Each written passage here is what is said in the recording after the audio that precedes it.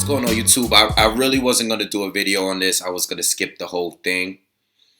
But, I figured this is something that my subscribers is probably going to want me to elaborate on because I am a Triple G fan and I'm a Ward fan. I was supportive of this fight. And, I'm going to give you like an unbiased opinion on the whole thing, right?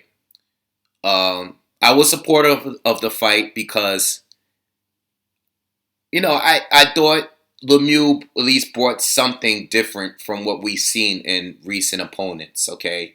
Very aggressive, big puncher, all right?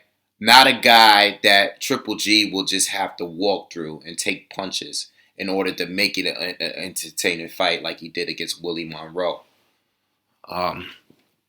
So, I thought it was weird. Usually these boxers are going to have to get a fight with a bigger superstar than themselves, abide by all of their rules or whatever they agree upon in the contract as far as weight and in gloves and location and money. Usually that's the case. They took a gamble here, and obviously they fell with only selling 150K pay-per-view buys. They failed. Okay, they took a guy like Lemieux, tried to, market it as he's fighting another knockout artist. Okay, and, they gave Lemieux a couple of fights recently where he looked impressive. And gave Rosado, Fernando Guerrero, where he got knockouts in 2 of those fights, and one he had 5 knockdowns against Hassan and and I seen at the angle where they were going, but it just wasn't enough. Okay, he's not like Canelo, who got his first pay-per-view with Floyd Mayweather and now he did pay-per-views afterwards. Okay, it just didn't work that way. Or the same with Cotto. I believe Cotto's first pay-per-view, I don't really remember, but it might have been with Manny Pacquiao. It might have. I don't remember if the Margarito fight was pay-per-view or not, but I don't believe it was. But anyway, not the first fight at least. But anyway, so they try to market it as 2 knockout artists, okay? It didn't work. I do think Triple G is marketable. Okay, I think they could do a little more with pushing the American public to believe that he's a guy to look out for. Like they're doing with Conor McGregor over there in the UFC and Ronda Rousey. You need to put him on these late night shows. Okay, he should be on here. He should be on the Ellen show. Okay, he should be more on television instead of just commercials and stuff like that. Like I think they can do better as far as marketing. Not saying that it would have been much more successful, but there are certain areas where they can promote this guy a little bit better in America because I think, outside of the people that hate him because he's being compared to like the Marvin Haglers and stuff like that, he's a really liked guy. The guy's always smiling in his interviews. He seemed to be like a charming dude, as far as, just having a lot of,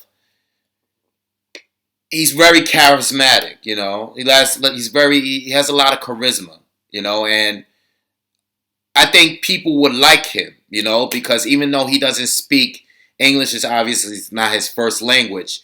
When he gets his post fights, people cheer. People like this guy. He's liked, and even though he's not from here, I think he can be marketable. Okay.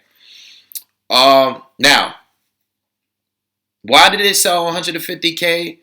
Well, there's plenty of reasons why it could have only sold. One, like I stated, he's fighting a guy that is not known. He's the superstar coming into his first pay-per-view. Okay? So that's one reason on why it didn't sell a lot, because he's not fighting another superstar. And Triple G is just not a superstar yet. He's not. Diehards obviously know him. Most boxing fans, period, know who he is at this point, and a lot of casual fans know who he is. But he's not a superstar amongst all sports. you know. And another reason why is because baby pay-per-views are just dead. This is the year of the PBC. It's back on network television. Did you see the cards of that same week? You had nothing but PBC cards almost damn near every night that week. Even that same day, you had Lamar Peterson fighting Felix Diaz. You had Amir Mansour fight one night. You had a Devin Alexander fight one night. And I think that was strategic. I think PBC put up a load of cards that week to get your mind and get people's mind off the Golovkin fight because it's strategic. They're competitors. Al Heyman is not with HBO. He's not trying to make them money. So it was just coincidence how PBC had more cards within 1 week than they've ever had since PBC began earlier this year. So that could have been something else. You got free boxing on TV, and then you have a pay-per-view. And it was a good pay-per-view, but still, people are just not buying pay-per-views right now. Unless it's like Floyd Mayweather and Manny Pacquiao, and honestly, I really don't think Canelo and Cotto is going to do as much as they should. The fight, the caliber of the fight itself should easily do 1 million.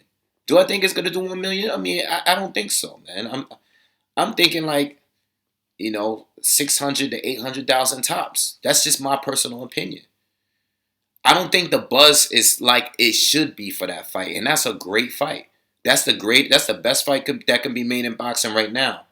But I don't think the buzz for it is that high, and I don't think either one of those fighters are really that marketable, because when they give interviews, they're just it's like they're really bland interviews. You know what I'm saying? It's just I don't think the hype is there. Like when we were talking about the fight years ago, I thought it was bigger years ago, but right now the timing is right. It's just I don't know. The hype is just not as what I would have expected for this big fight. I think it's still going to do well on the numbers, but I don't think it's going to do the millions like they had expected. I could be wrong. If I'm wrong, I'll come back on here and say it. But I would like it to do well because this is a fight that I wanted, but I just don't think the buzz is where it should be. All right? So, there's plenty of reasons of what we could blame the 150K sales for. I was listening to 78 Sports TV channel, and he had uploaded a Bernard Hopkins interview where he was talking about, he's being a little critical on Triple G's resume. And I feel like, I've done a video on that already. And I was listening to Bernard Hopkins, and he was talking about how he fought everyone and, all of this stuff. And, what Hopkins got to understand is, and I said this in the comments of that video, so if some of you follow him, you would have seen what I said. What Bernard Hopkins failed to realize, and Teddy Atlas and all these guys that's criticizing Gennady Golovkin, is Hopkins was professional for a whole lot longer than Gennady Golovkin by the time he became undisputed. Okay? Not only that, but, and I know Hopkins fought Roy Jones. I understand he fought Roy Jones. He didn't beat him. I'm talking about the first fight. Gennady Golovkin hasn't been a professional fighter for 10 years yet. Okay? The opportunity of him being undisputed would have been there if these guys weren't ducking him so hard. Peter Quillen, when he had the belt, he didn't want to fight him. Sergio Martinez, when he had the belt, he didn't want to fight him. Golovkin and Cotto, guys that are not even true middleweights, just like Felix Trinidad and De La Hoya wasn't true middleweights. These two guys don't want to fight him. Fortunately for Hopkins, these guys actually moved up to fight him, to make big fights. I mean, I know there was Catchweight or whatever, but still, they moved up to middleweight and fought Hopkins. Okay? And, Oscar De La Hoya robbed Felix Sturm of that fight because Felix Sturm, I think, won that fight, but whatever. That's a different topic. Bernard Hopkins, fortunately for him, these guys, smaller guys, were moving up to face him, you know? And Gennady Golovkin, you got these two guys that want to fight Golovkin at a catch weight of 155, you know? They don't want to fight Golovkin at 160 for the 160 title. So Bernard Hopkins got to realize, first of all, this guy hasn't been boxing as long as you, okay? At your age, you became undisputed at an older age than Golovkin. And Golovkin is already old for the amount of years he's been boxing. You know, he hasn't been even boxing for a full decade as far as professionally. So he's younger than what you were when you became undisputed. Okay?